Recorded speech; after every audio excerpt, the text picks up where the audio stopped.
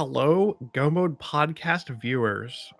We are here with a vodcast of Zakat versus Schulzer9999. I'm going to just say Schulzer from now on because throwing in those nines at the end is going to take a lot of extra syllables that I don't care to use. We're going to get started in just a few minutes here with their race, which has already been played out. Some of us don't know the results, some of us do. I spoiled myself, but I will keep quiet until the very end. I'm Adilor. With me in the booth today is Professor Render. How are you doing? I am doing really well. How about you? Not too bad. It's a nice, chilly Wednesday morning. I am on the beginning of my long holiday break, and I am a-okay with this. Yeah, same. It's been a hot minute since I've had some sort of break in with everything going on. But now we're here, and we're gonna watch some Overworld glitches. And for those who are coming into the Go Mode podcast and are asking what even is Overworld glitches, Adilor has you covered.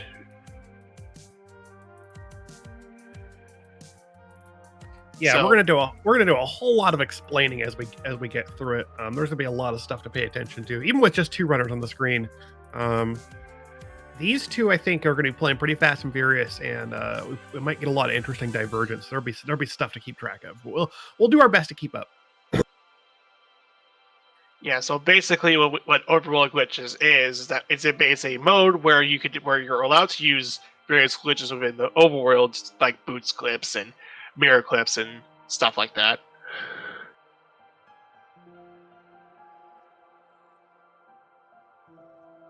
And we are rolling. Okay, so we're going to see both of them starting at house. We're going to get a heart piece there. So we're going to see probably immediately here is a Lake Island check and or a hobo check. These are pretty common starter checks just right off the bat. Yeah, there are plenty of openers. This is the one I prefer to use whenever I'm racing. I love to go and get a look at the check of Lake Islands, and if there's an item, we'll just go ahead and pick that up using some boots clips. And it looks like we got all blue crystals in the light world. Yeah, 3 crystal light world. All right. We're both of them actually running to Sahasrala's closet, which is an interesting choice. Sah's closet, kind of not necessarily a common opener, but it is like 3 for items. You can get. Oops, some areas in here. Okay. Safari is nice. It currently doesn't do a whole lot for us at the moment.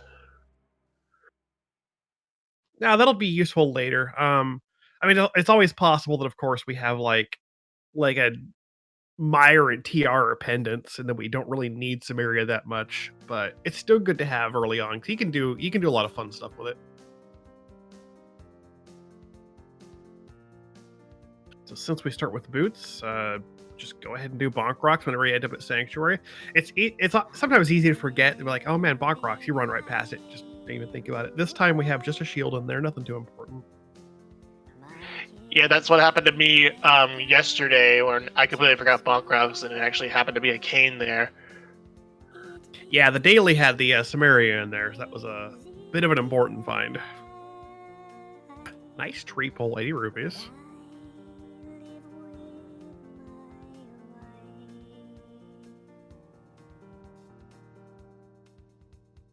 Just hearts on the bush crabs, and we've got. I did not see that item on Schulzer's side, so I'm not sure what it was. Maybe Zakat. It looks like a blue rupee. I think we're okay. Yeah, it's hard to tell, but I have a suspicion it is a blue rupee, like you said.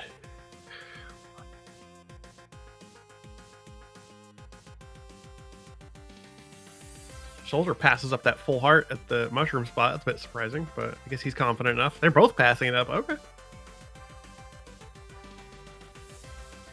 And Schulzer, being astute with the tree poles, realizing that there actually is heart. There's actually 20 rupees in each one of these. I think that's tier 1. Yeah, they've only got 1 kill because when you do that little run through, you dash through the bush crab and kill it, which sets you up for your tier 1. And if you get a tier 1 80 rupee pull, like that's farmable, absolutely. Schulzer's showing off here this rock with boots. It's a very good source of early bombs. You can bonk that and get a guaranteed bomb out of it. Sometimes you'll see him go for like 3-4 bombs just to make sure you get through Kakariko. Schulzer's going to go with just one, so we'll gamble a little bit on that. Meanwhile, Zakat's going up the mountain. This is what we commonly call the new Death Mountain Ascent. It's a pretty reliable, safe method to get up the mountain. You basically just use a series of movements that wraps you across the top of the screen, and you end up above the ledge, and you hop down into the old man cave without needing a glove. Schulzer's got the hammer and Blind's hideout. And to add on to the whole thing about those specific movements, we actually saw Zach using what we consider a spin speed clip to get onto that formation, and we're going to see the same thing with this hair clip. Yep. So with the activated or the spin speed are not super speed activated, but spin speed is what you do to arm it, and then you have to like touch a ladder or something to activate super speed. But with spin speed active, you can just clip yourself into like those little diagonal corners like that.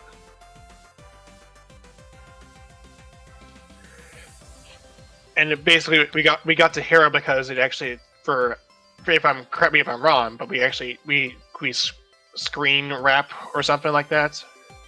Yeah, so you drop yourself on the bottom transition without transitioning. You screen wrap to the top, and then with just a little bit of movement of knowing where you are, you can enter actual Tower of Hera, and that just puts you straight into the dungeon.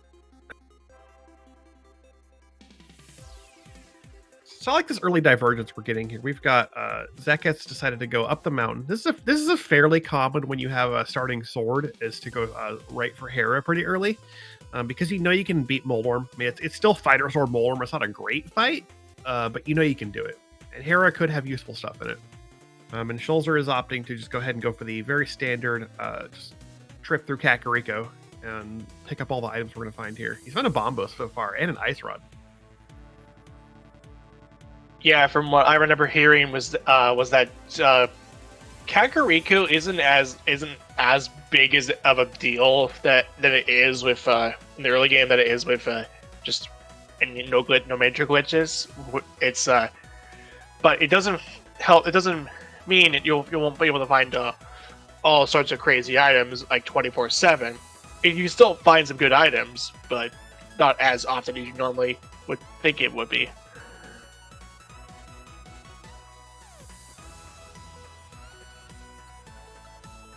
Yeah, Kakariko is an interesting. It's interesting in Overworld Glitches because you see people put it off more often. Oh, there's a Moon Pearl on our desert ledge. All right, so we've got that nice and early. Honestly, that's a good sign because we've had a lot of races in this tournament so far that have had like really late Moon Pearl spots or Cannonball Chest, which doesn't get checked for 40 minutes. But having a nice like 6-minute Pearl on desert ledge, that's really generous, honestly.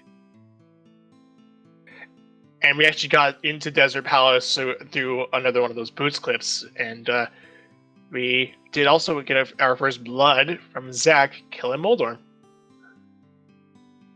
One crystal already at just under 7 minutes. Yeah, that's the nice thing again about a Shard Sword. You can go straight to Hera, especially if it's a crystal. You can feel inclined to just go right for it and knock that dungeon out super early.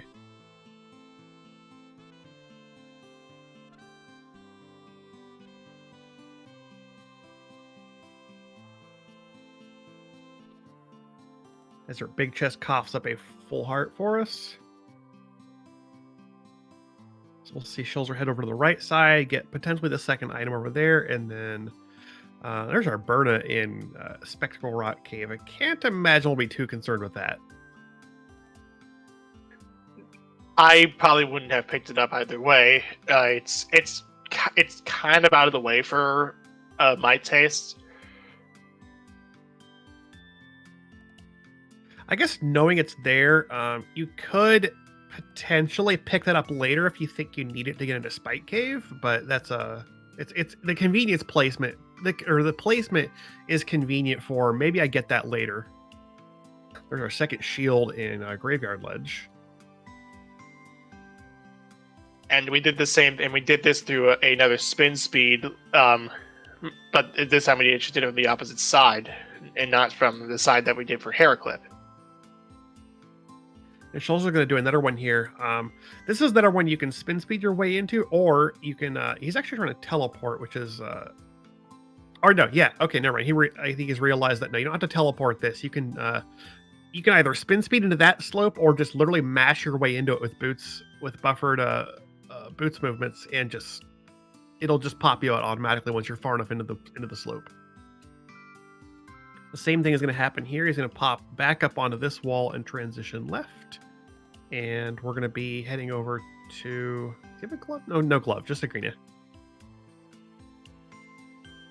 And Zakat's going to, on the left side here, he's doing a setup which gets us to early hobo. You do this transition and you hold up left as you transition, then just let go to left as you're in the air, and that sets you up perfectly with a fake flipper setup.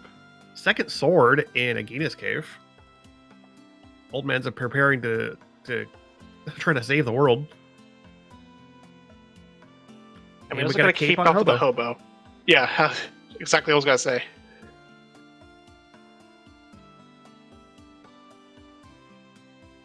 All right, so I would expect we might see some retracing here. Yeah, looks like Schulzer's probably heading for the mountain, and actually Zakat's going to head for South Shore. We haven't seen this yet, so we'll get some new checks.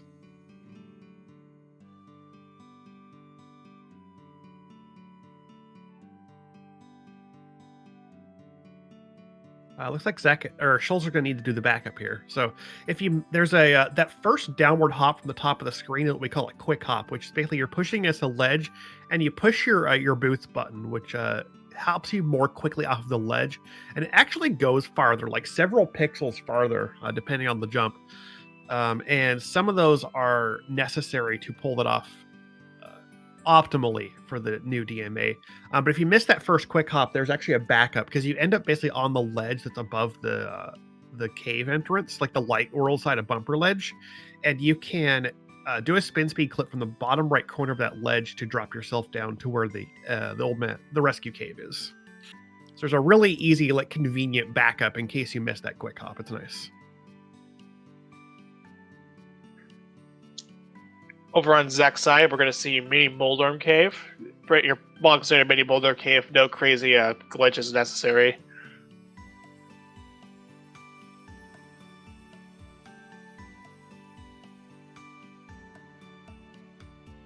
There's our bow off the NPC. And some arrows to go with it. So an early bow, that could be pointing towards an eastern clear. I definitely see an eastern clear. I feel like this, if you know what you're doing, then which I'm pretty sure Zach knows what he's doing, he can actually get through without the lamp, or a lamp or a fire rod. Oh yeah. Zakat and Schulzer are definitely accomplished runners, even outside of the OWG scene, like just straight up NMG seeds. They are definitely pretty good at the game. Like I said, this is a 2-0 match. They've both fought well to get to this point. I would say, if anything, having already checked Sahasrara, that may disincentivize an eastern dive. Even with a bow like that, I feel like they're probably going to put that off until it's practically the last thing to do. We forgot to mention, we did find a bottle in Tara Hera. I'm guessing Zakat got that and didn't mark it, because I think he's already been through Hera. I think that was actually a piece of hearts, not a bottle. I thought I saw a green bottle somewhere. If it was, then I would know that, oh, hey, that's flippers. So that's an Overworld Glitches thing, flippers and Waterfall Cave. Let's talk about the logic a bit. Fake flippers is entirely in logic. So like Waterfall Cave, Zora, and the Zora Ledge are Sphere 1. Like, the game just expects you to be able to get to here with your basic starting equipment, which is, of course, boots and a sword. So fake flippers, water walking is in the same vein as fake flippers. There are some other things that are on logic too, like a dungeon bunny revive. So if you're in the dark world without a moon pearl, you go into a dungeon and die, you'll revive his link in a full capability. That's logical, and that can put the pearl in some jerkish locations. Thankfully, we're not going to worry about that, because we've got a pearl on Desert Ledge. It's super easy to get. Yeah, in Overworld Glitches, all you really need for Dark World access is just a Moon Pearl, because we have ways to get from into the Dark World a lot easier than just your bog standard Moon Pearl hammer and gloves. Yeah, I mean, as long as you can get on the mountain, which you can because you have boots. You always start with boots in Overworld Glitches because all of our neat tricks we do rely on having boots. The boots are really the most broken thing in the game because of what we can do with them. Um, the So the fact that you can always get on the mountain means you always have access to a Dark World portal because that portal is never covered by a rock or surrounded by hammer pegs or anything like that. So a lot of Overworld Glitches tech is basically getting on the mountain and then getting off the mountain as well because quite often you'll find that your Dark World access is just the mountain, that mountain portal, and you have to be able to get yourself down off of Death Mountain. And there are some creative ways to do that. There are several different Death Mountain descents, and we'll likely see some of those later. Considering we don't have a glove yet, it's quite likely that we're going to see some DMDs.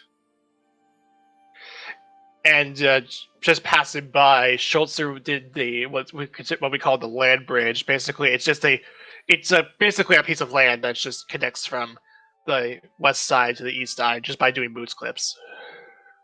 Yep, that bridge is up there in the vanilla game. We didn't have to do any terrain modifications to put it there, and it's awfully convenient because we can clip up there with a downward teleport and four uh, half circle backs. If you're familiar with fighting game terminology, if you're not, then that is basically a right to left kind of downward roll of the D-pad, and you do like 4 times, and you hold right, and you transition over, and you can run across. It's very convenient because we can bypass needing hammer and or the hook shot to get to East Mountain. And if there was also a sign there, if you're playing Overworld Glitches, it shows the winners of the Overworld Glitches tournament, and anywhere else it will just say, "How did you get up here?" So Schulzer comes across a fairy bottle and an ether medallion in Paradox. So we've got 2 medallions already. So if we end up needing Mire for completion of the game, we will more than likely have access to it already. And the Schulzer's sick gonna kid only has 50 rupees. nothing big today. Schulzer's going to continue. Oh, there's another. Looks like another bottle on the island there. Schulzer's already got 2 bottles. I doubt he's worried about taking the time to grab that one.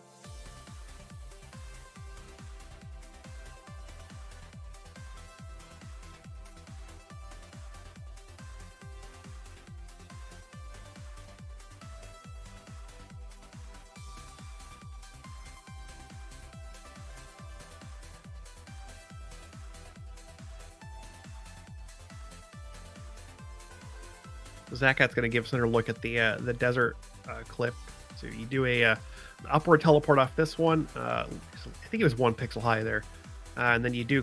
It kind of puts you up here, and you just continue holding down left, and you kind of magically pop down on top of the hill, and it just works. Whereas Schulzer has given us a Zora DMD, so Death Mountain Descent. Looks like he's going to go for a splash delete to get into Waterfall Cave, which is another logical. Again, the game expects you to do this logically, so any way you can splash delete or water walk to get into Waterfall Cave is perfectly acceptable.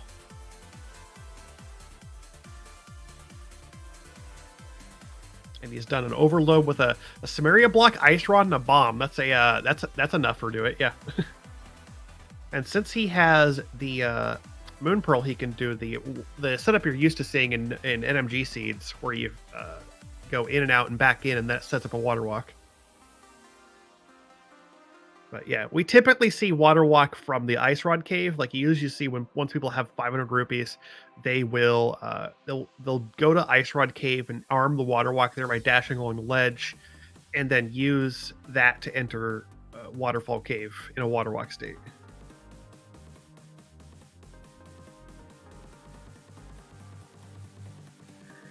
Now, if we had a fire source, we could actually go ahead and clear Lamos, but in this case we don't.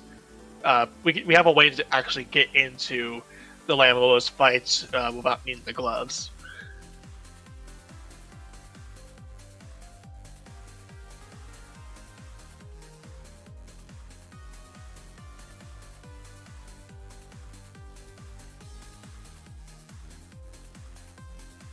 Yeah, so I think at this point we're gonna start running down to either having to make start some Dark World action here soon. I think we're running low on Light World checks, aside from like Eastern Palace, which I think, if anything, you're kind of looking and still in this situation to put off Eastern if you can, and hopefully combine it once you get a mirror to combine it with Pod, if Pod ends up being required.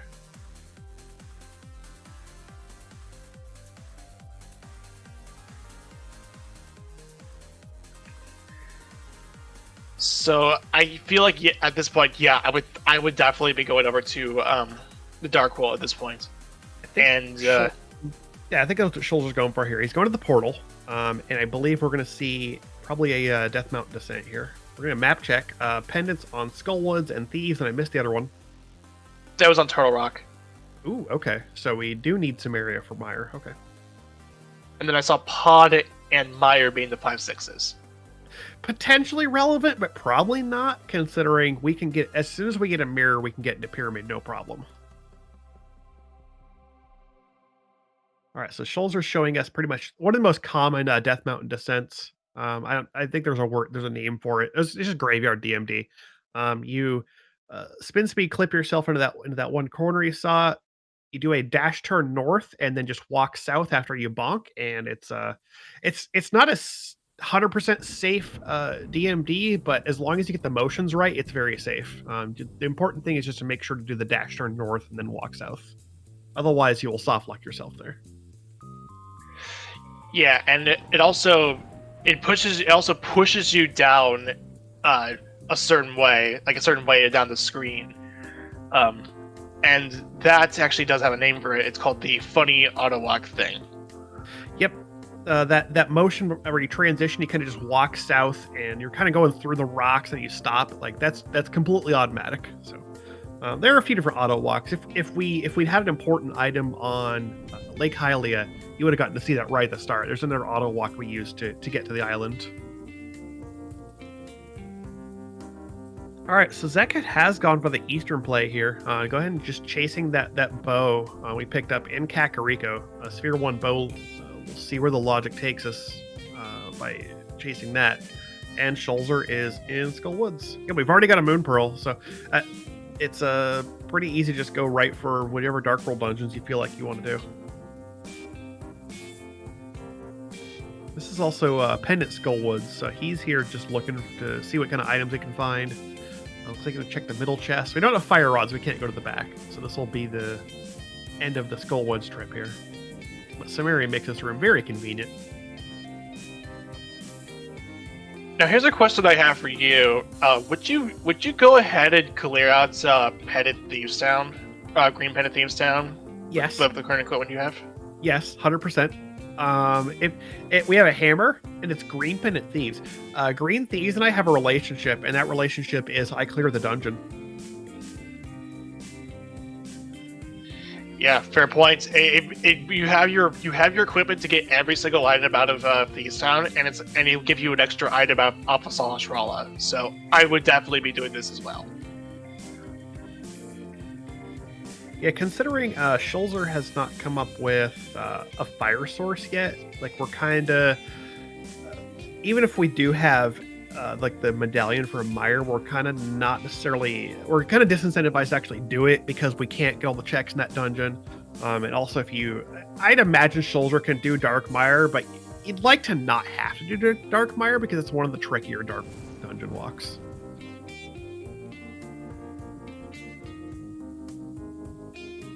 There's our third sword in the chess game. That's nice to find. Temper is always a big upgrade over Master. Yeah, it's always one of the biggest items you want to get, and having a gold sword, it's nice, but it's marginally better. And speaking of fire sources, there's one right here in Thieves Town. Well, there we go. Well, you got the lamp. That's nice to find.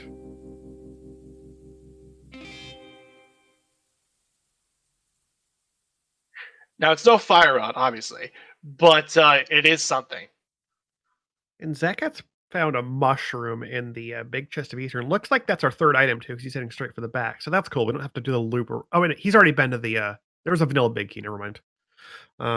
Yeah, mushroom in the Eastern Big Chest. So he could actually. So interestingly, since he's already been to Sahasrahla, that actually gives Zakat an interesting option for turning in that mushroom right away. And considering Malmo is his mentor, we might see a cool little teleport to go for a mushroom turn in after Eastern Palace. Because Malmo was happy to teach this one to me too. Yeah, this one's a fun one. There's a lot of these uncommon overworld glitches that you wouldn't think of doing otherwise. But if you have something like Malmo, then it's very invaluable to have in case you need it.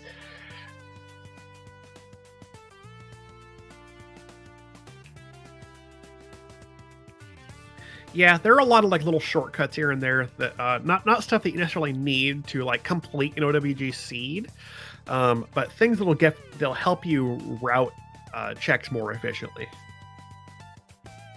So that was a textbook almost quick kill. Oh yeah, nothing wrong with that.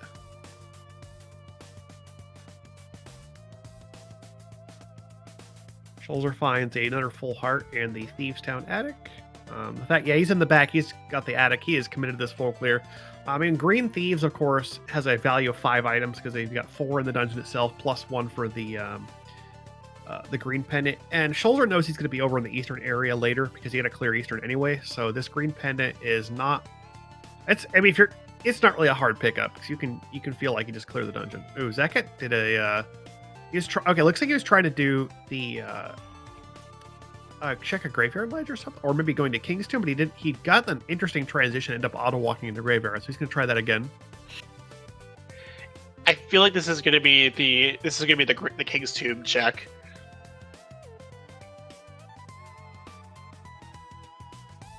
Yeah, so you do the same transition you do for graveyard ledge, except after that you move 1 pixel upward, then dash right, and then you do a little sequence of movements that lets you pick up the rock you're standing on top of. There's a glove in King's Tomb. Interesting. Oh, that's actually required. Wow. Or I believe it's required. But that's a nice find actually, because we've got now with glove and hammer, that opens up more traditional Dark World accesses. So we're not going to have to worry so much about using the mountain for Dark World. Looks like Zakat's going to go ahead and do it anyway. Considering like the traditional graveyard DMD is still very good for starting your Dark World trip, because you can go right to Bumper Ledge and check that and rotate into Skull Woods and Village. So this is even with that hammer glove, it's still very common to see this.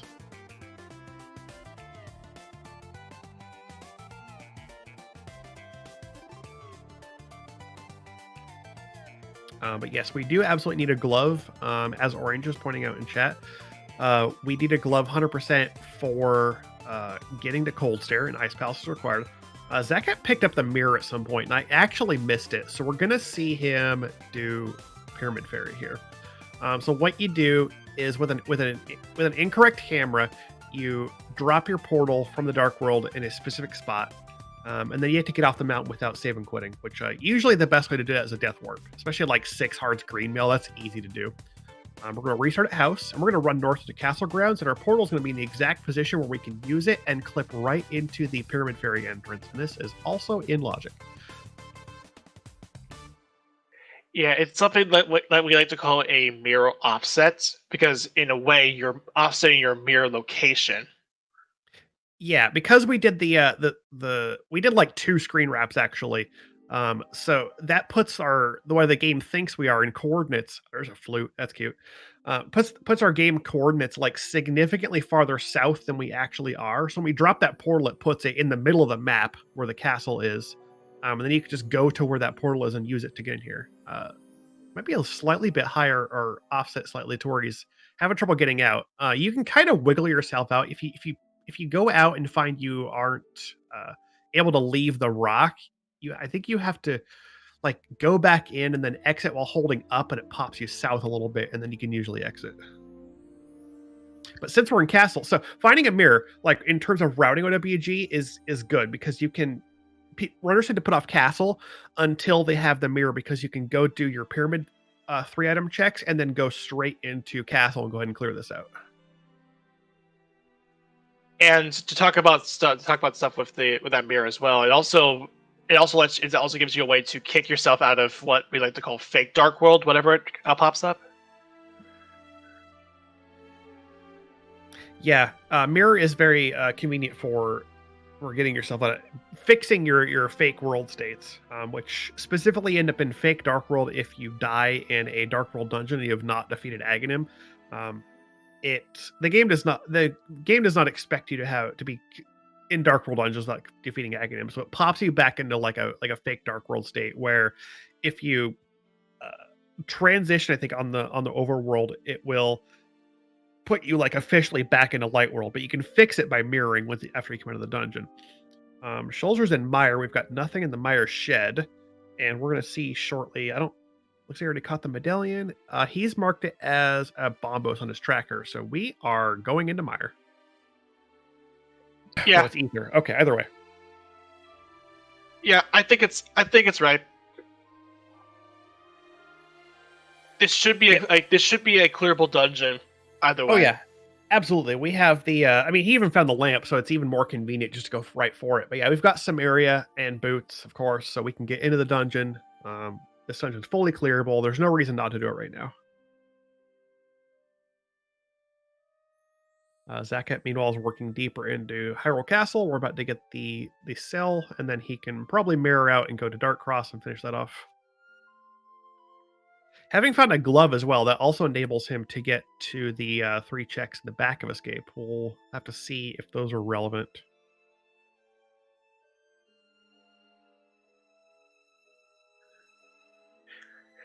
Now, speaking on that flute, I usually like to consider the flute as more of a safety than anything else. Mostly because if you mess up some of your glitches, you could just flute away. At least if you're in the light world, you could flute away and just reach it again.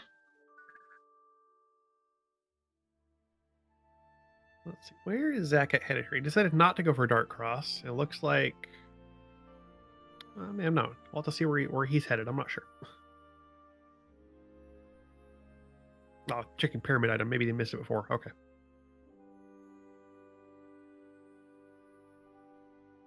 I wonder if he goes to Hammer Pegs here. Nope, gonna head south. Okay.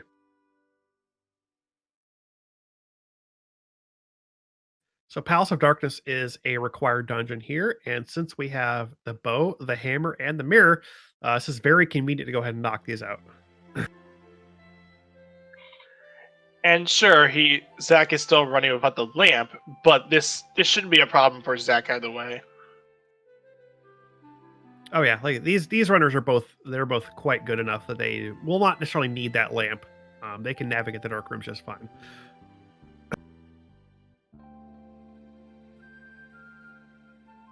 Schulzer finds a heart piece in the Mire lobby chest. I think that's his second item. I'm not 100% on that, but I believe he's got 2 now. I think it's just looking for the big key, probably in the map chest over here. I love doing that. I love seeing that clip, that one railing crib, whenever it comes up and Mire. It very similar to the reason Icebreaker works as a door state extension. It lets you just kind of move yourself through that rail.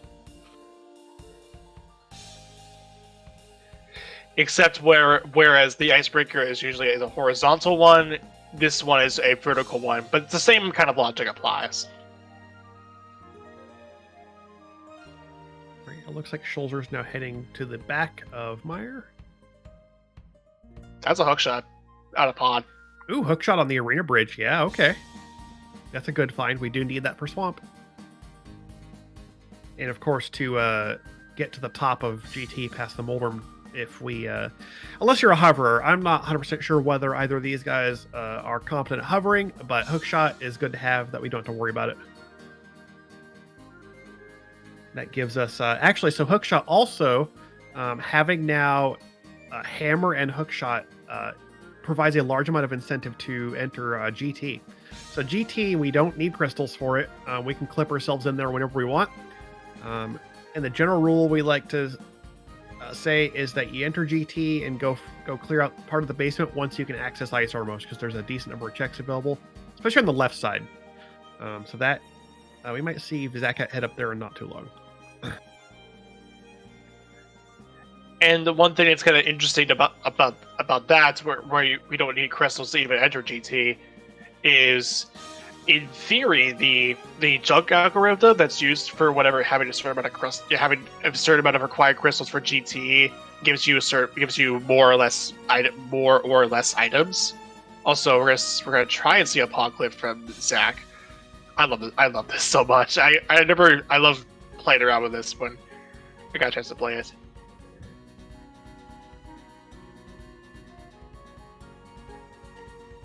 But yeah, the junk algorithm. Oh, we're actually not going to see it.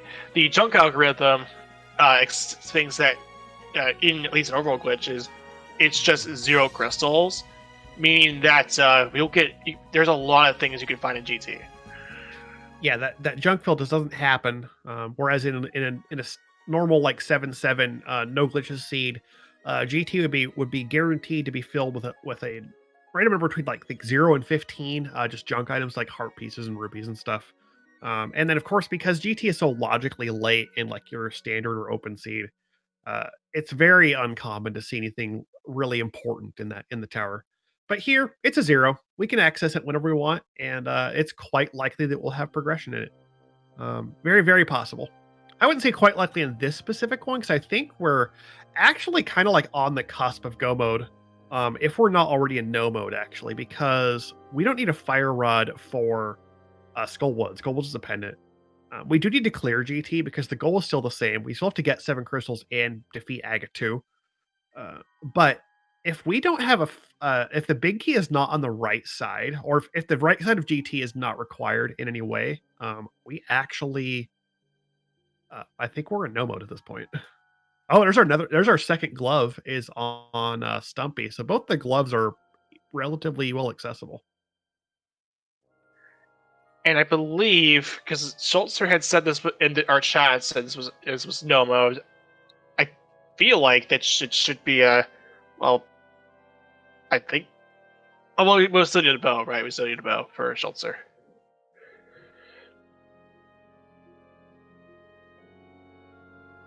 And Zakat, meanwhile, is in the pod Dark Maze. One of the trickier dark rooms to navigate. Definitely helps if you're approaching this with not as much familiarity with it. Feel free to pull up a map. There are several good dark room maps. There's one image I have is just like has all basically all the dark rooms. It's one big image, and I like to reference that if I find myself getting lost in there, because as many times as I've done it, sometimes I still get lost. I'm like, wait, where am I again? Like you get knocked into position by a Kodondo, and you're like, oh, I don't know where I am now. And Schulzer's going to do. So Schulzer's getting into Ice Palace. We have flippers, therefore Ice Palace is accessible. You did not need a glove. You can do this from the Dark World. This is called the Ice Palace Flippers wrap. You got to get yourself up on basically the top, both of these hills, and then do a transition that wraps you around, and then you do it again. And the second time you do it, you do their motions a little bit differently. You're going to walk down until you can't walk down anymore, then transition right, and it's going to do another auto walk, and that'll put us inside the Ice Palace barrier. I find it funny how this moblin has tried so hard to hit Schulzer, but can't because he's on a different screen entirely. Yeah, that serves up really well. Like visually, yes, we're right next to the moblin, but we are not actually where that moblin is. So he does not have a chance of getting to actually dealing any damage there. Oh yeah, Schulzer is now into ice. So you got to see that was a tech. It was a bit slow. Had a little bit of trouble getting getting up on the ledges, but that was still a solid Ice Palace flipper wrap. Didn't have any major issues with it. There are definitely some incorrect transitions you can do with that wrap, but they are, as long as you've got your motions correct, it's not too not necessarily easy to have a mistake on that. Oh, and there goes Zach. Oh, hello. That's another bow. All right. So we've got both of our bows are accessible. We've got one in Ice Palace, and the other was in Kakariko, I think. I forgot exactly where that other bow was. I believe there Or was. no, it was Mini Moldorm. It was the NPC Mini Moldorm. That's right. Yeah, that's what I. Yeah. I kind of forgot about that myself. That's an icebreaker from Schulzer, by the way. We just need it. It looks like now just Schulzer just needs the hook shot for go mode. Oh yeah, yeah. All There's right, maybe Rondo. Yeah, so we are. Yeah, again, we're kind of depending on if we have to find the GTBK on the right side, but if not, then we know where everything we is. We're absolutely in no mode. There's still a lot of interesting divergence here because we still have Zeket has the mirror and the hook shot over Schulzer here. So I think right now Zeket looks like he's in a kind of leading position. Just need actually is Zeket just no Zeket doesn't have the ether from Meyer actually, so that's the one thing he's missing.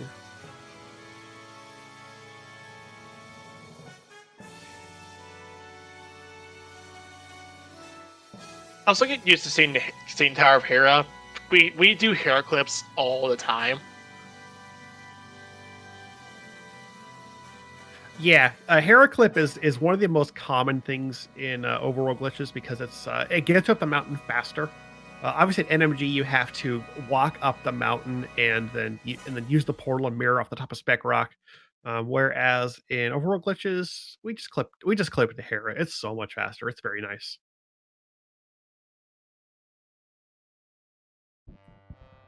And if you're running an MSU pack, just pick an MSU pack that has a really good Tower of Hera track because you'll probably you'll see Tower of Hera like all the time, and it probably is best for you to get an MSU pack that just that has a good Tower of Hera track. So Zeket had a really cool fling there. If you do your motions incorrectly, you can when you're getting up onto the TR climb or the land bridge, whatever you want to call it, you can get yourself kind of flung off of it like that. It's neat to see, but you have to kind of start over.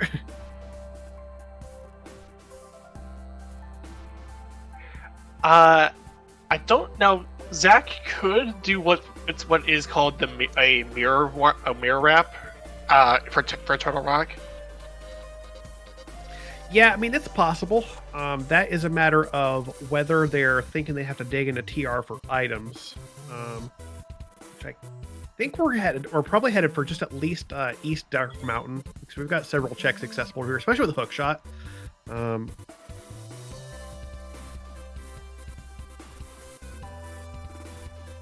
It'll be interesting to see if they actually go for Turtle Rock. Also needs to play it safe here. These cold stairs can hit like a truck on Greenmail. Yeah, it is worth noting that we haven't had a lot of survivability given to our runners here. I mean, look at they're both on Greenmail. Zeket is running on 7 hearts now, and Schulzer has only 2 more than that. So like, this is actually kind of it's a bit of a tough situation in terms of execution because a couple of hits off a boss like Cold Stare can put you in a very dangerous spot. Yeah, but luckily for Schulzer, I managed to do make quick work of that, and oh, there you go.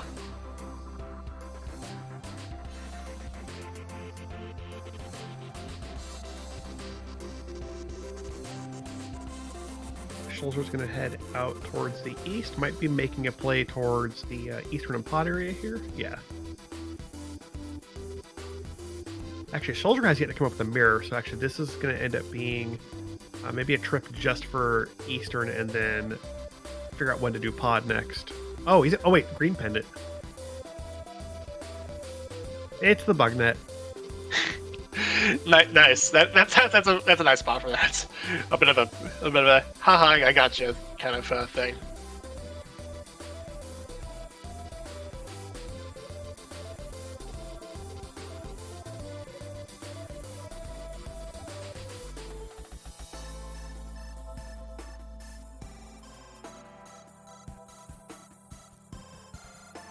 Oh, and actually, a bit of insight from Schulzer as well is that he did actually have a fairy at the time, so it kind of helps.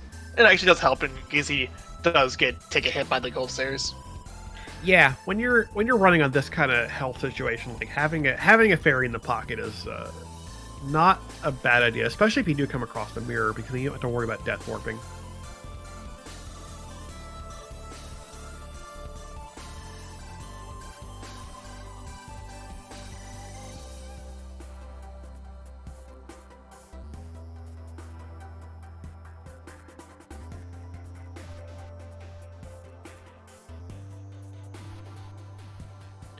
The hook shot was on the Pod Arena Bridge. I missed where the mirror was personally.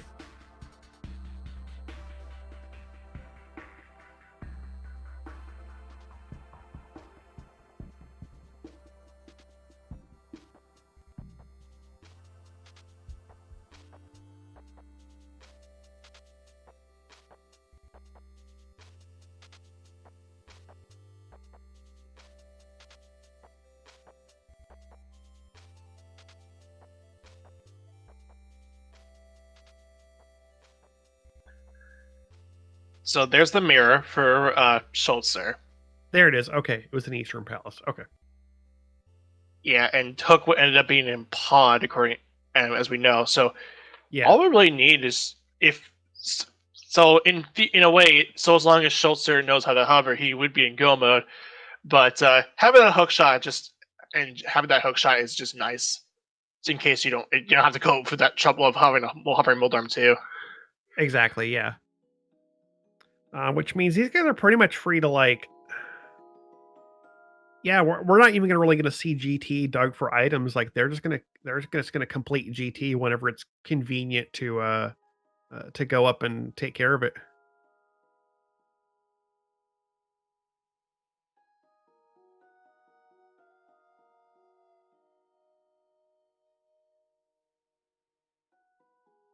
But yes, of course, as there's our blue mail on the potion shop, the mushroom turn, and that was nice.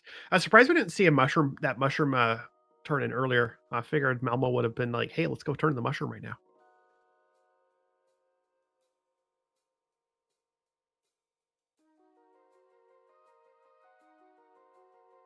Zakat never. I don't think Zakat ever activated that flute. No, that flute's not active. Sorry. Good thought, but that's not going to work. Yeah, oops. I mean that you had the right idea, just that well you hadn't had your flute for quite a while. Yeah, I mean, with where the flute was, I mean, it's a matter of, do you even ever activate this? Like in Overworld Glitches, we don't need the flute as much. I mean, we don't strictly need it because we can always just get into Mire, but it's depending on when you find it, it could still be convenient to activate it because it can still save you some time. It's just a matter of where you find it, and do you have a reason to go back to Kakariko to activate it when in a convenient way. I'm gonna correct myself here. I completely read the trackers wrong, but we definitely need that hook shot anyway because swamp. Yeah, no, Swamp Palace is a crystal. We do need a hook for that. There's no way in this rule set anyway to skip eating flippers for swamp, or no, not flippers, hook shot.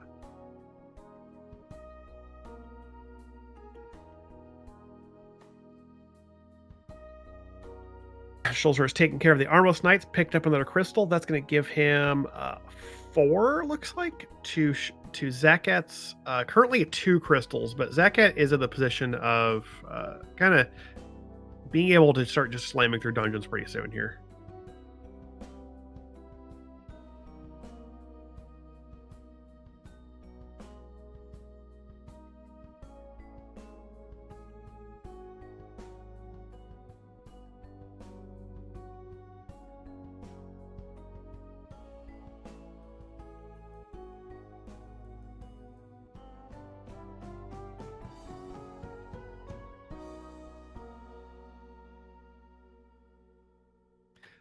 I'm kind of curious what Zakat is up to actually, because I feel like unless I'm missing something really dumb that's in front of my face and I'm like, or he's mistracked or something, like I feel like he's just ready to go. Like I'm not sure what's missing.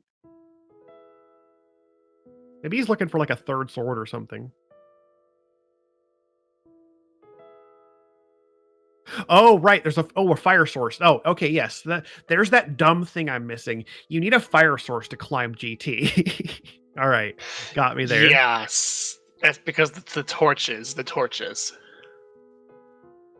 All right. So we're not yeah. So we're still in no mode. Zakat just needs a fire source, and Schulzer needs to come across the hook shot, which he's gonna get here in pod.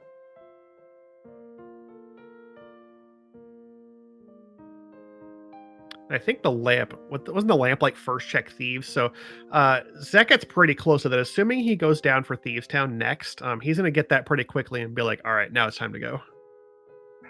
I'm pretty confident to say that Zach could totally head down there. He's gonna do a brief, go do a quick pit stop over at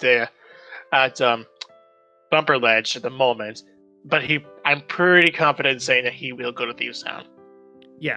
And Schulzer, worth noting that Schulzer has picked up the hook shot in off the Pod Arena Bridge. So that is actual 100% official go mode at right around 49 minutes, somewhere in 20 seconds.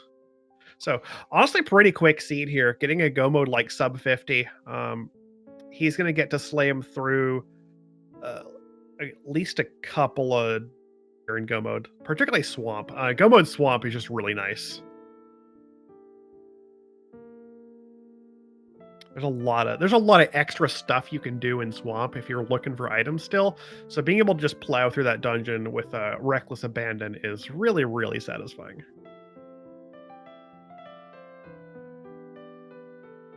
So Schulzer just go on pod is a it tends to be less satisfying because you still have to hunt for the big key, and pod likes to put the big key oftentimes like in the back somewhere. So it's like you still gotta find it. Zakat's got his lamp. He's now in go mode. I think it may be just a matter of realizing it. Just looking for the big key, I'm guessing. I mean, we don't need to clear Thieves Town. Thieves is a pendant, so Fair, yeah, right.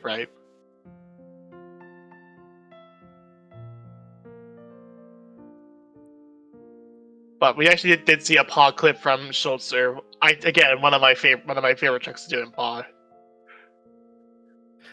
yeah, it's a goofy sort of trick. It saves a little bit of time, but it's cool to see. It's basically you basically extend out the way you go up some set of stairs by doing some crazy nonsense with some Mario, which I don't know the technical explanation behind, but it looks cool. Yeah, the technical name for it is like a stair state extension, I believe. I don't know precisely why it works, but it sure does. Also, it's a good point from Malmo, who was Zakat's mentor in this. They don't know the Meyer medallion yet, so that's a little more reasonable seeing them do those checks to hope that they come across a third medallion that can guarantee that. Of course, we know it's Ether. We know he's in go mode, so it's a matter of just getting down there to check it out. Looks like he's gonna. I mean, you're right here activating the flute. I think this is fine. You've got enough to do there still that this can help you get around, save a little bit of time still.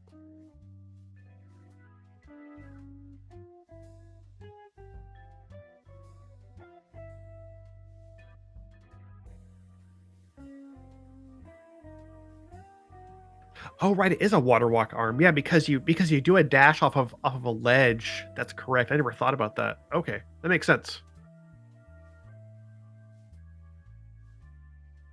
I mean, it doesn't make sense that having the block existing makes you zoom off the stairs, but it makes sense that there's a water walk involved somehow. This game is goofy. Yeah, water. I mean, this game is put together just like with just. It's like put together like Scotch tape in a dream. It really is, and we love it for what it is because we can abuse the heck out of all these teleports and clips that we can do to go interesting places in the overworld.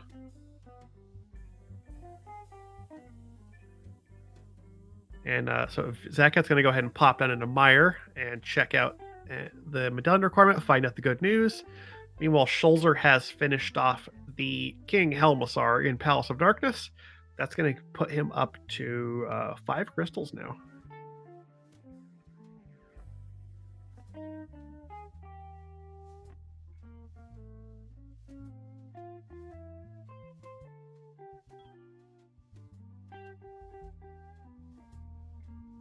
Yeah, with just 2 more dungeons to go. Well, no, Schulzer has to go for desert and swamp, and then actually take care of GT as well. It's interesting. We haven't seen GT at all. Like we've just been kind of like finding our items left and right, and really these quick go modes. Um, we're gonna see GT be a pretty quick dungeon. It's actually gonna be a really traditional kind of NMG trip into GT to just find the big key and then do the climb, and that's all we're really gonna see of it.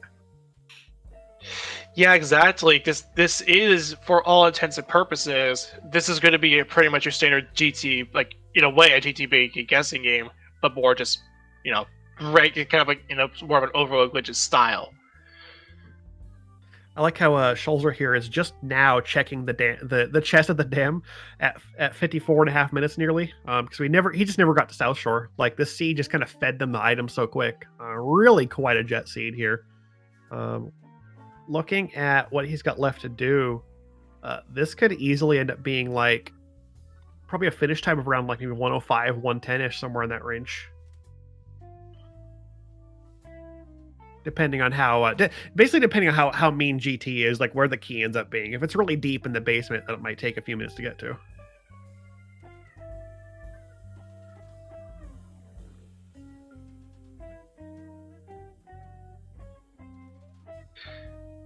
So this one is going. So this will be a pretty quick, a very very quick swamp palace, because we'll just be able to dive down out. Yep, we're really not going to have to do anything in swamp here. You could see them pick up some additional checks, hoping to find like maybe some more armor or a better sword, sword or silver arrows. But for the most part, we can just go straight through this dungeon with haste. And this also routes really nicely too, because in that way we could actually go over the desert by just boots clipping, and we can get into the back of we actually get back into the back of Desert Palace just by that way. I have never seen that one before, actually. Yeah, there are a few different ways to get in the water in the flooded room. I personally like the left side block. I think it's one of the best ones. Ooh, half magic in the waterfall room. That's a really nice find, actually. We take those. It's a shame we don't have a fire rod to use for the GT climb, but we'll still take that. That actually gives them some freedom. Looking at like the Ganon fight, a half magic cape is really nice if you get into a tricky spot where where you get hit. You don't have a lot of hearts to spare.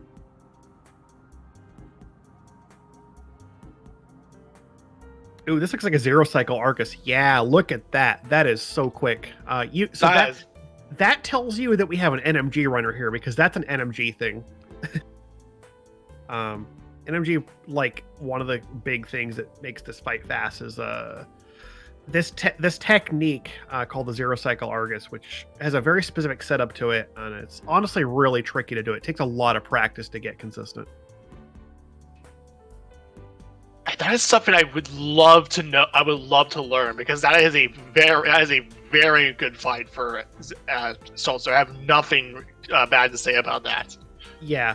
That was very good zero cycle. I have a video that I need to watch again on it, and kind of it honestly it's one of those things that's like, it looks cool and it's definitely fast. It does take a lot of practice to get down though.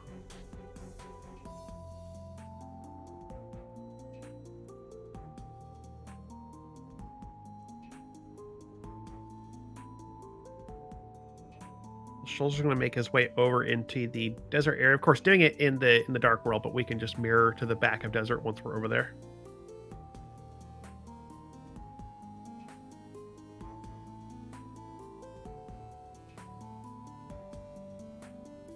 Meanwhile, Zaka is in the back of Misery Mire, heading down. Got the lamp, so we don't have to worry about Dark Mire. and we'll be getting to Vitreous in just a little bit here.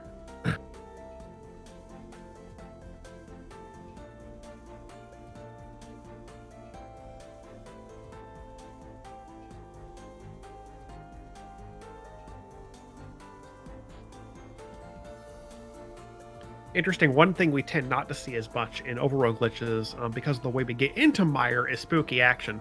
So in NMG seeds, you see the Mire accesses, of course, through the portal, and you can reliably set up spooky at that portal. Considering we don't usually use that portal to get into Mire and Overworld Glitches, you don't usually see the typical spooky setup. There's another setup you can do, which involves voiding a Samaria block, but it's less rewarding considering you don't get you can't use all three of them, and the position has to be changed to get like you can't get the last one because there's no way to change adjust the position, and then you have to kind of do the second one differently because the value is different for it. Good fight for Schulzer. That's going to be Schulzer 7 for the final crystal. And now, normally we don't usually see this come up, but given the fact that we're in a situation where none of our runners went into GT, we may as well just say it. There's a total of 21 chests of the torch to make up a total of 22 locations that the big key could actually have. 1 to 22. Get your guesses in chats where you think the big key might be. It'll be pretty quick, too, because, because we're going to be going to be doing some clips to get into GT. Yeah, I mean, for once we get to do our traditional GTBK guessing game. It's unusual, but we just never had to go into GT in this seed. I mean, we're going up at precisely an hour. We're heading up to get into the tower and just to finish off the game. It's kind of wild, actually.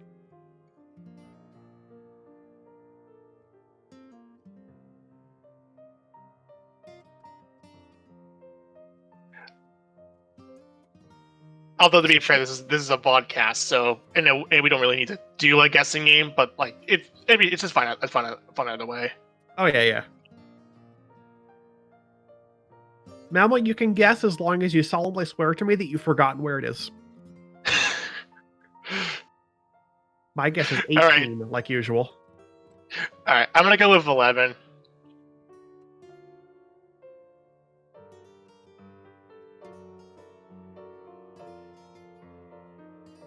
Two keys in Hope Room. Okay, that's good news for the key logic.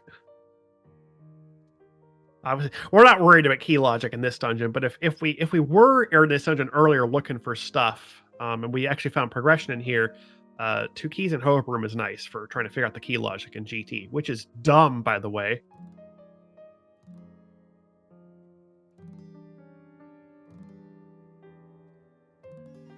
So currently up to 3. Again, this is very unofficial by any means because this is a podcast. Yeah, there will be some people who already know where it is. Like I said, I spoiled myself on the race results because I wanted to see what the standings were, but I didn't watch any of this race actually. So it occurred at a time when I was very much asleep, and I I put off watching any of it because I figured we'd be vodcasting it, so I'd get to experience it like this. Zakat's taken down the Landmolus in Back of Desert. He's got 4 crystals to his name, if the tracker is correct. He's still got some catch up to do. Meanwhile, Schulzer is plowing through GT looking for that big key. Currently up to 8. This will be number 9.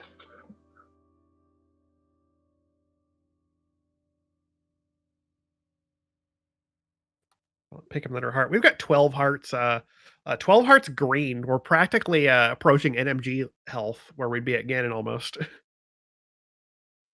Yeah, typically in that game, in there you get 13 health, like 13 hearts for that Ganon fight on green mail and tempered. There's the fire rod. Well, that's convenient for the climb. Okay, and there's our key. The big key. At almost 11 actually. I think that was 13 because typically no, it's 12 because Bob. Yeah, that's 12. If you have full left, if you go Hope Room then left, yeah. Number 12 was the winner. If you want to, our Restreamer is asking what do you win for the guess? I guess just a bit of arena points? Question mark. always been on Rando Room. I like Rando Room. It's the interesting thing about Rando Room is way back in the what was like 2018, the version 6 days, there was actually a predilection for the big key to be in the Rando Room. And I have a personal nickname for that room that I call it the V6 room because of how often the big key dropped in there in version 6. It's funny that you mentioned that. It's kind of funny how like in version 31, it feels like every single time the silver arrows, like the silver arrowed bow, will end up being in GT somehow. Yeah, I mean, with the progressive bow logic, I mean, it's definitely changed up from when we had like the bows were just completely separate. Um, yeah, progressive items definitely did some interesting things for the logic. And I always, because that's the reason why I always say that the silvers are always in GT because because of how the progressive bow is just that second progressive bow just ends up being in GT for whatever reason. Yeah, I mean, the first one's got to be logically somewhere if you need to clear pod in northeastern, but the second one, pretty much wherever it wants. It's just like a free item to place wherever. So Schulzer, again, Fire Rod, very convenient find in a rando room. He's showing off to great effect what Fire Rod half magic does in the GT climb. The gauntlet rooms are all very easily cleared with Fire Rod, especially the red Stalfos, which just instantly die instead of taking time to burn. And then Landmos, also very easy. Two shots with a Fire Rod or Ice Rod on each of the Landmos will kill them.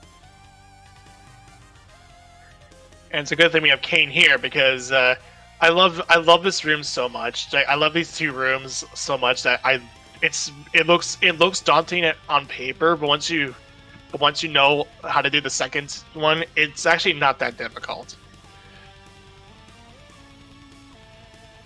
Oh yeah, the wizard rooms are super satisfying when you just have some area and you can just blow them up immediately.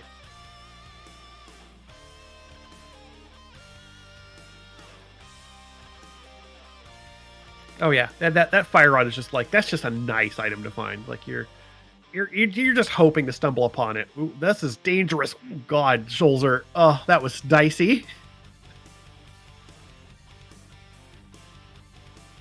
Dancing into the lasers at 2.5 hearts. That would have been a kill shot for any of those lasers. I don't know if he still has a bottle fairy. I think he might. He still has it because he never died in the cold stare. He should still have it. Got it. Yeah. And you can see he is just on a warpath. He's not even worried about finding like another armor or something. This guy's running NMG. He's like, this is like 2 hearts less than NMG. He's probably fine. Yeah, he's pretty much covered. He's got it. He knows what to do, and for the sake of why not, just gonna pull the Moldarm 2 chest. We'll get Moldarm 2 because why not? You gotta open it. You got no other you're pretty much all set. You're well ahead in the lead. You may as well just pull it. Yeah, we know he's not going to find any silvers because we've already seen both the bows. But yeah, it'd be nice. I mean, if it was me, I'd be checking everything. And be like, man, silver arrows would be nice to have. I guess to be more honest, I feel like they tried Moldarm 2 just for the sake of finding the bow. Yeah, I mean, never going to South Shore. It's Overworld Glitches is so interesting because like you get these scenes where you can just not have checked a high density spot of the overworld because you just never had to go there because the opening sphere in particular, like sphere 1, is so much bigger than it is in a no glitches seed, and then by consequence, like your next sphere tends to be like you found the moon pearl that gives you a bunch more you can do in the dark world. Like your items just tend to be spread out in like a more logically flat way to where you don't have to dig as hard to find stuff. But yeah, but Shoulder's done. Like we're going into Ganon. Here we go. Yeah, this will be pretty much a box standard Ganon fights. This is gonna be a Master Sword Serverless fights, or not Master Sword Serverless fights. Excuse me, Tempered Sword Serverless fights. I got the two mixed up. Yep, he got his first cycle. Like he's gonna get a really easy 1/1, especially with Cape Half Magic. Gives you a lot of freedom to very easily get a 1/1. So that's very optimal. for first 2 phases of Ganon, only taking 1 cycle in each of them. And again, we're dealing with someone who has run with NNG, because he did post it. Like, Schulzer did post his time. He has like a 138 for no major glitches. Something like that, yeah. There's definitely some space in that NMG leaderboard to climb if you wanted to grind it out. But now we're going to get into phase 4, arrows in the light world. Yep, we know where those are. If you see light world, you're like, man, there's a bunch of checks in light world I haven't done. That could be any of them. Yeah, we're going to get into silverless. Just 12 tempered sword spins here. We'll finish off Ganon.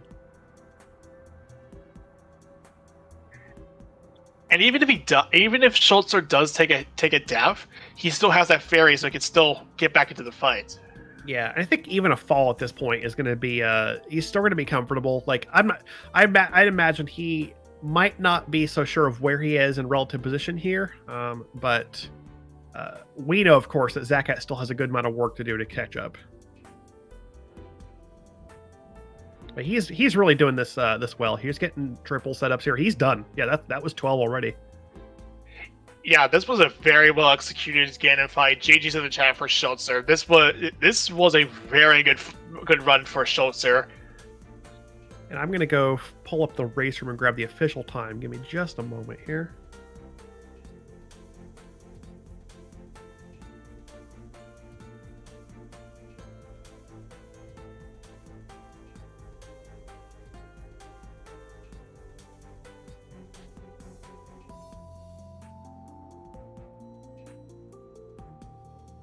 All right, so coming from the racetime.gg room for this race, our first place finish time for Schulzer is officially 1 hour, 9 minutes, and 41 seconds.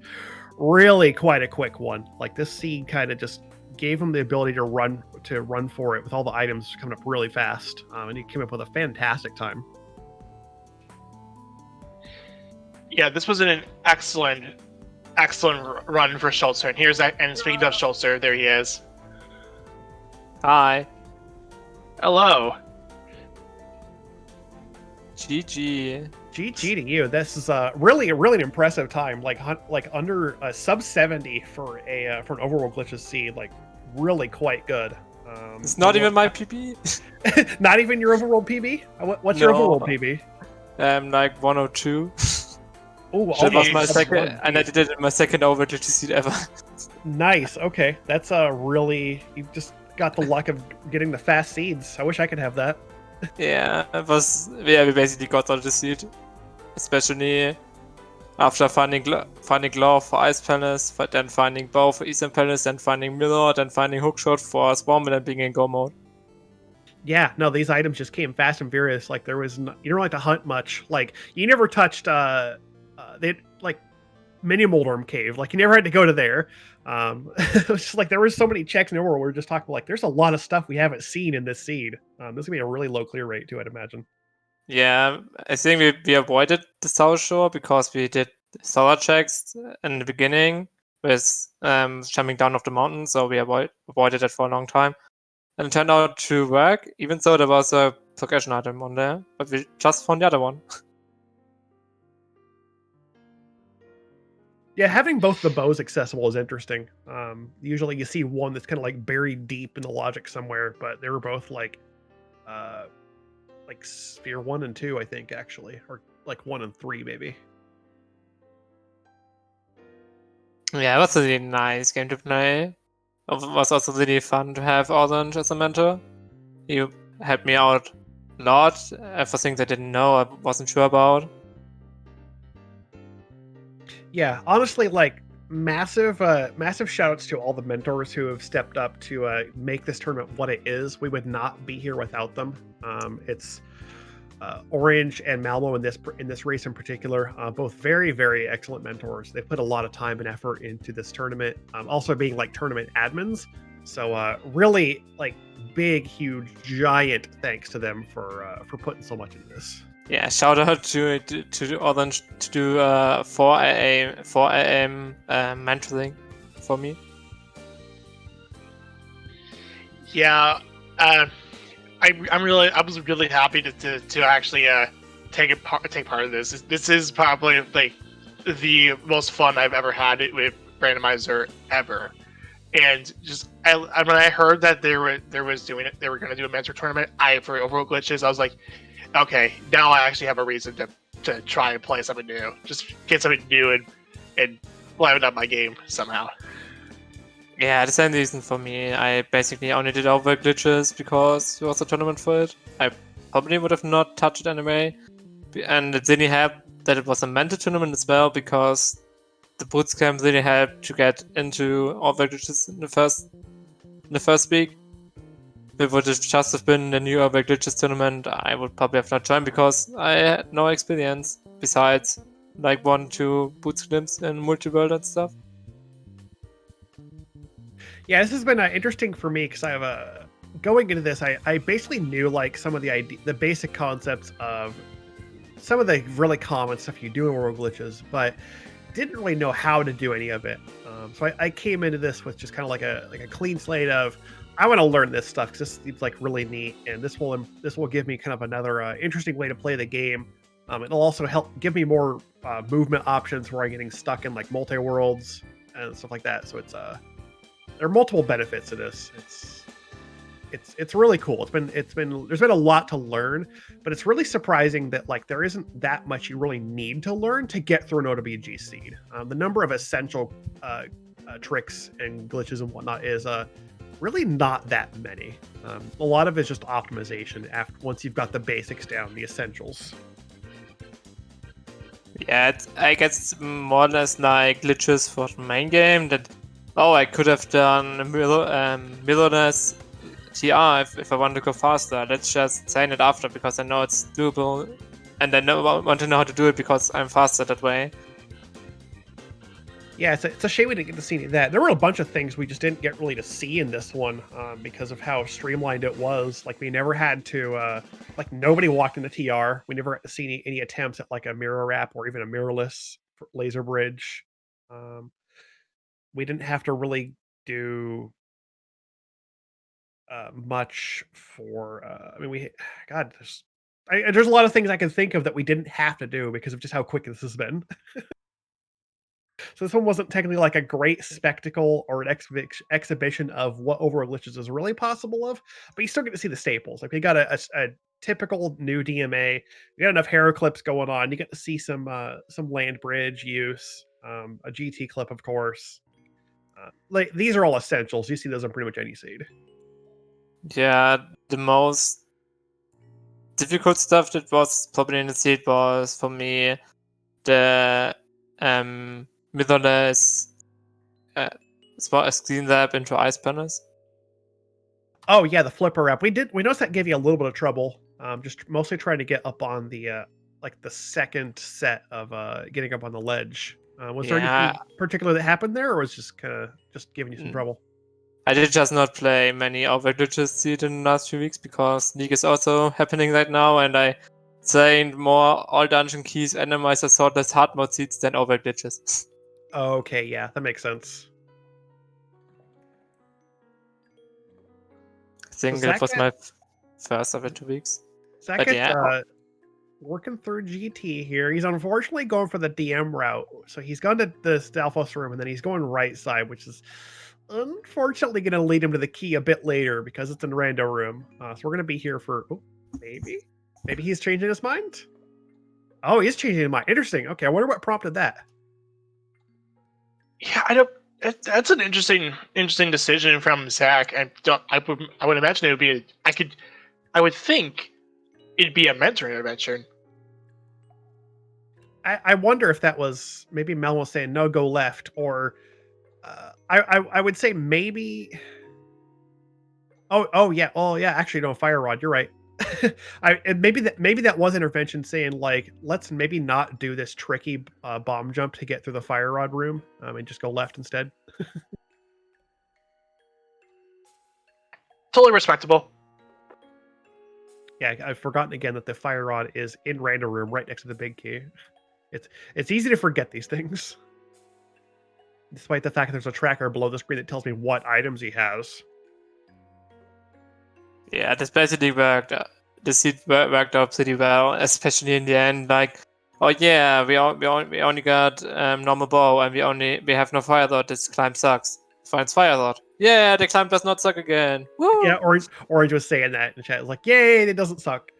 Yeah, it's a really super convenient fire rod. Like, obviously, you would have liked to have had it sooner for other conveniences, but we'll take it at least for GT climb because it improves the climb a lot. Like fire rod half magic, it makes the gauntlet really just so much less of a hassle. So Zach has the big key. He's gonna start the climb now. Yep, and same with Schulzer. He's very similar routing here. He's done all the dungeons and headed up to GT just to clear it out. So just a few minutes of GT climbing, and then we'll be on our way to fight the Ganon. Yeah, doing TTS in last dungeon with a normal Biggie Hunt, I don't think you see that too often in Overworld Glitches. But that's the thing about Overworld Glitches, you have so much loading options if you find Moon Pearl first, for example. Oh yeah, like this Pearl location was at less than. I don't think you found it until a little bit later, but I think Schulzer. Oh, you weren't. No, you're. Let's see. Who got the Pearl first? I forget. Was it Schulzer? Yeah, I got it first. It was on Desert Ledge, if I could. Yeah, Desert Ledge. You got that at like less than 7 minutes. So we were commenting like that's a really early Pearl. Like with how many like nasty trolly Pearl locations we've had in this tournament so far, it's really refreshing to find one that's just like out in the open really early.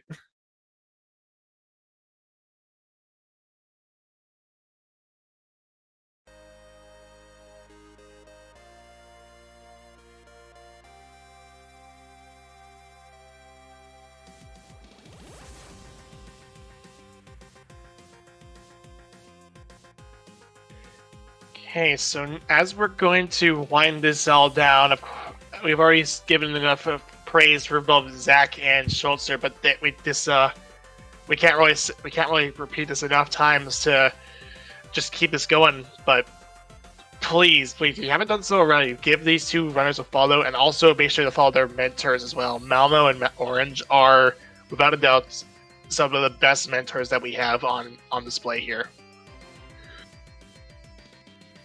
Yeah, it's also really nice to see the podcast. Just to see what was happening in the seed. Like no mod after 30 minutes. Was pretty interesting. Yeah, being at no mode this early is just like this seed is just like just giving us all the stuff for free. Like, all right, we'll take it. Yeah, it was just I was doing dungeons back and back and back, got my items, and vZakat did a little bit more overworld stuff. Basically, not to me winning the seed by a long shot because there was like nothing in the overworld besides that one glove that we loaded in perfectly and a sword upgrade. So we were pretty good on items. Yeah, like you basically ended up in like an NMG state, like Green Mill, 12 Hearts, Temperature, which I'd imagine is completely comfortable for you at this point. Yeah, especially because I know I've done GT climbs with less, especially in Xoski's. I recall myself doing a climb with Fighter Sword, Can of Burner, Lamp, and like six hearts. I don't even want to think about that.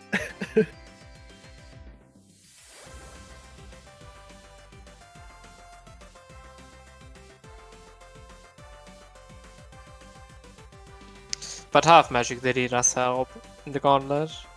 Oh yeah, definitely. Finding half magic was just at the time it was like, well, that's cool. We're gonna find that useful later, and imagine once we have items that are useful for it. But yeah, that definitely paid off.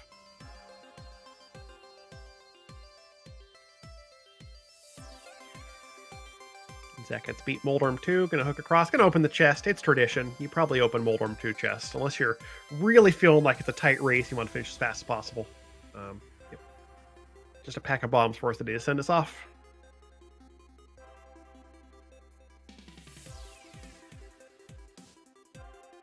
While we're a little bit of time here also, real quick, I like to give a giant shout out to our Restreamer Cinaeth, who has been putting a lot of time and effort into keeping these restreams going. Also, that was a really nice triple. I like this pattern. Cinaeth has been doing such a lot of good work. Like really majorly responsible for all the vodcasts and restreams we've been having in this tournament so far. So again, big thank you to Cinaeth. Show your appreciation to them. Yeah, Cinaeth has been doing a lot of work, and all that hard work has been paying off dividends. If without Cinaeth, really, or any of the restreamers, we would not be seeing this mentor tournament. It would just be all like underground or something. We'd be watching it all on multi-stream basically. Yeah, it just gives special shoutouts, and of course, I like to thank also my co-com and my good teammates, Adilor, just who've been killing it in terms of the commentary today. Yeah, thank you. I feel like I've taken the commentary real well. It's started back in our original mentor tournament. Actually, that was kind of my breaking in point for getting into like doing comms. I'd already done some tracking before that, but no, I like commentary a lot. I like it particularly because it gives me an opportunity to talk about things I know that people might not know. Like I like to interject a lot of tips and tricks and enhancing people's game. Like if you come away with at least like one thing you've learned, and be like, I'm going to try that later, then I call it a mission accomplished from my end. For me, it's basically just like a day every day at the office. I just love to just give just my voice out to like this community and just say, hey, definitely check out this game. It's super fun. But guys, Oops. I'm heading off again. It was fun talking to you. GG Shoulder, thanks for GG. showing off for us, and have yourself a good day. Have a good day. Oh no, Zakat was in phase 4. He takes a fall. Oh no. Yeah, that's what I yeah, that's whoops. I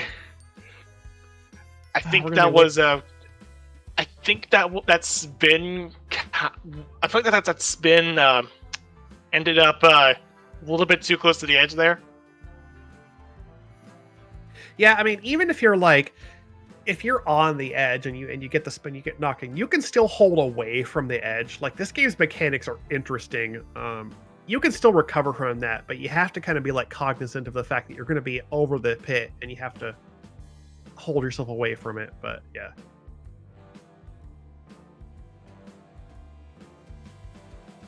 Got the fairy. Okay, so we're good there. This is okay. But yeah, but those they do hurt on phase 1 and 2. Those fire bats are like the fire bats on phase 2 really hurt. They really hurt, and that's typically where most of my attempts on just trying to do NMG cannon stop there. I cannot find a good spot for the fire bats. I keep getting hit by them. Yeah, I mean, a good strategy in this case here, when you've got half magic cape, would be to just use the cape to give yourself some guaranteed safety.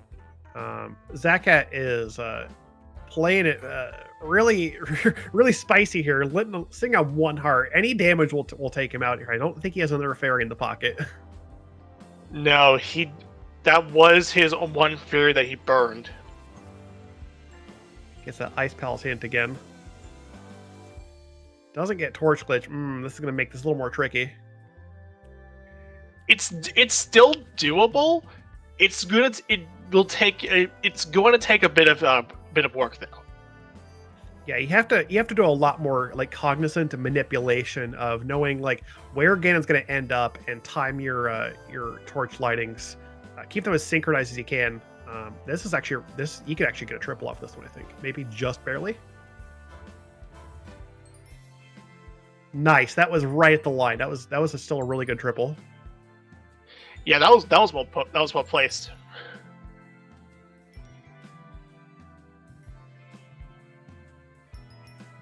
Malmo says sometimes you lose a race and your Ganon falls apart. That is completely understandable. Yeah, that is definitely, we've all been there. But that is a Ganon clear. Yeah, again, even if you don't have Torch Glitch, if you have at least half magic, it's still very much doable, even without a bottle.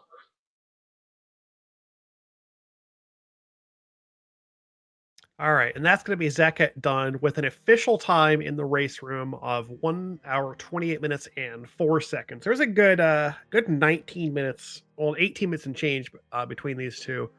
And that, I think, just owes to this seed really kind of gave a lot of room for a lot of divergence room. There are a lot of options, and if you stumble upon the correct options and get your items, you can go in a lot of dungeons and save a large chunk of time. And Schulzer showed us that very handily today. I mean, even despite that, though, vZakat still coming in with the sub 130. Like this seed was still really quick. Yeah, even if you didn't win the race, you could still coming up with a sub 130 is still a win in my book. Oh, absolutely. Like this is still a nice quick seed. We've had a lot of terrible trolley long seeds in this tournament so far. So this, like I said, with the Moon Pearl in particular, really refreshing to have it just come up early and just be a nice quick one. And you see, actually, I didn't point it out. Shoulder side, a 119 collection rate. Like, yeah, this is didn't really take much work to find everything we needed. Yeah, a 119 is just sublime. That is probably the most it is the most perfect collection rate for such a quick seed for Schulzer. Yeah, we've had a lot of variance too in the collection rates. Like I think some of the better seeds we've had in the tournament been like in the 130s. And the longer ones, like most of my races, are pushing like in the 170 range. 119 is a nice number. It's small.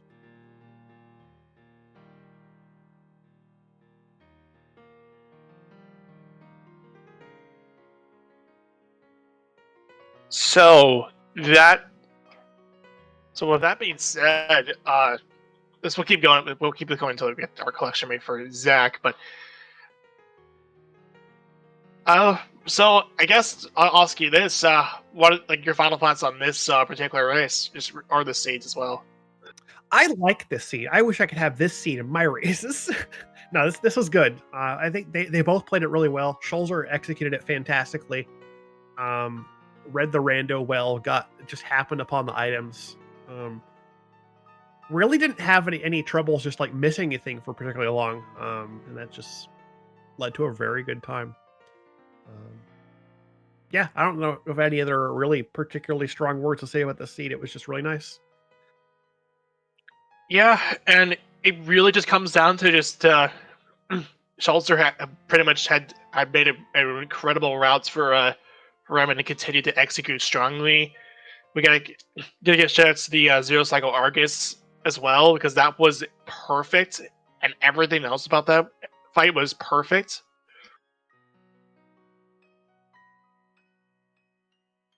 Yeah, no, there was a lot of good execution here, and then just the like really efficient routing too. Like the seed just kind of let them run away with it.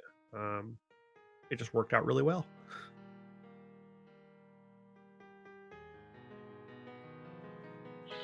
So, as we're about to wind this all down, I would have to say this again. I said it before and I'll say it again. Give Zach and Schulzer a follow. They deserve all the praise that they got for this particular race. And again, give a follow to Orange and Malmo, who were their mentors, not respectively. It's vice versa. That's the other side. But again, Cinaeth, please make sure you give Cinaeth a follow. He's been killing it with the restreams. And of course, and I would also like to thank Adilor, who's been my co-com and also a really nice a fountain of knowledge for Overworld Glitches for this particular restream. I'm happy to be here. Like I love using the comms as a platform to educate. Like I said, so as you know, we are coming into our break week for holidays. At the next week after that, we're going to resume. So Schulzer here is now 3-0. He'll be going up against Krelbel, who defeated me in week 3. So that's our 3-0 match. Let's see. Let's run to the rest, just to kind of throw in the rest of the schedule. So I'll be facing off against Don Venier. The other two ones are Dante versus Krithel, and then Void Soul versus Zakat. Our 1-2s will have You Renderer versus Dr. Bob, Nobly versus Walter, and M2 Nest Cartridge versus Cinaeth. And then on the other end of the 0-3, we'll have Nicolas versus Centroid 41. I'm looking forward to this Dr. Bob Tasking one. It's not common you go up against something like Dr. Bob Tasking. We kind of call this as like the battle of like the school, like academics or something like that. Professor versus the doctor, yeah. Yeah, this will be a fun one. I can't wait. I can't wait to play it. I can't wait to play against Dr. Fantastic.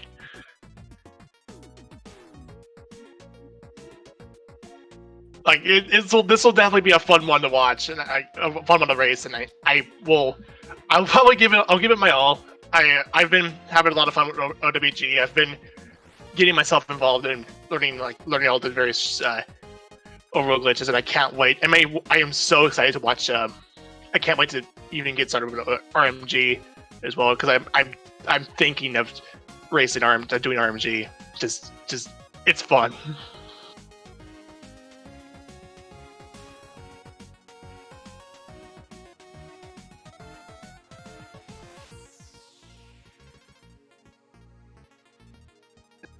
Also, in case you missed the announcement, we also now have, since in the brackets we're going to be going into randomized swords. So in Swiss we've had guaranteed swords, sword assured. In the brackets we're going to be going to random swords. There is a new set of async seeds that's been posted. So if you want to get into that, get some randomized sword practice and compare times with other people, look up those asyncs. I believe they're pinned in the general OWG chat. Yeah, and if you want to at least join us, if you think OWG is cool and like what you saw was cool, please feel free to join our Discord. It's a really nice place. We get a lot of people. We have a couple of people in here. Also, feel free to listen to the Goma podcast. They actually just put out a new episode, not like today. Yep, it's Wednesday. It's new episode day. Check it out. Yeah, it's all about just how much they love. It's all about what they love about randomizer. It feels it's gonna be kind of fun. It also talks about stuff like the advent calendar, which I think is kind of interesting. That they did something like this. Oh yeah, the festive this year is super cool. I am several days behind admittedly right now, but we're almost on the point of having all 25 days available.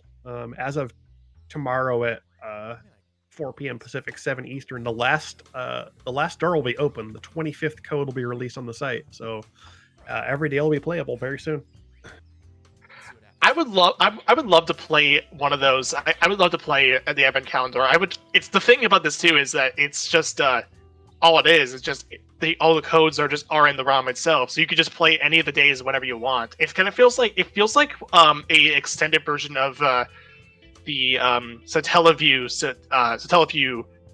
Zelda games, like Ancient Stone tablets. The broadcast system ones, yeah. It is kind of similar in a feeling to that, yeah. No, it's really impressive how they've managed to put like 25 different dungeon shuffles into a 2 meg ROM. Like technically, really impressive. So Zaka and a 131 on the collection rate. So even with that, like still really like a good collection rate for this seed. Okay, so that should take care of this for now. But stay tuned for the Goma podcast. Please join our Discord, listen to the podcast, give them all a follow, and all that. It's if you got any final thoughts, please take us away. We might be doing more vodcast later, depending on people want to step up and do some crewing for them. So stick around, stay tuned. We're off for now, but if we do one of those, we do more later today or tomorrow or whenever. Yeah, we'll hope to see you for the next one. Until then, take care and so long. Take it easy.